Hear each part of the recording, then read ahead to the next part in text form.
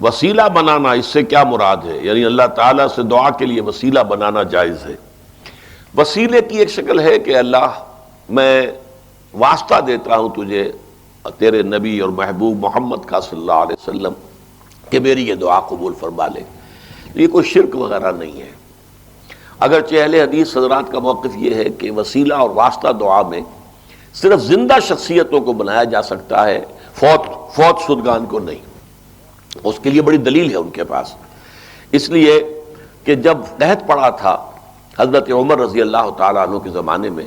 تو انہوں نے یہ الفاظ کہے تھے کہ اللہ جب تک نبی زندہ تھے حضور صلی اللہ علیہ وسلم، ہم اللہ اس کی وساطت سے تجھ سے دعا کرتے تھے۔ اب وہ تو ہمارے اندر نہیں ہے،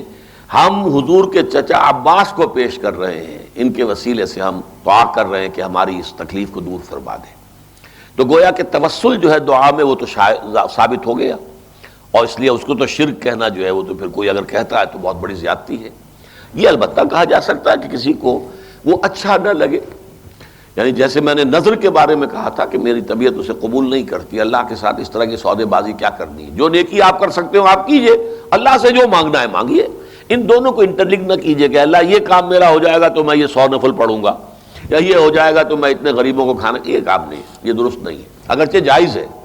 لیکن بس میری طبیعت اسے پسند نہیں کرتی۔ اسی طرح کا یہ معاملہ توسل جو ہے میں یہ سمجھتا ہوں کہ اللہ سے براہ راست مانگیے، کسی بھی ہستی کا یہ مقام نہیں ہے کہ اللہ تعالیٰ سے کسی درجے میں وہ بالا تر ہو اور اس کے حوالے سے کوئی بات کی جائے تو وہ ٹال نہ سکے، معاذ اللہ۔ البتہ یہ کہ اس کو شرک یا حرام نہیں کہا جا سکتا۔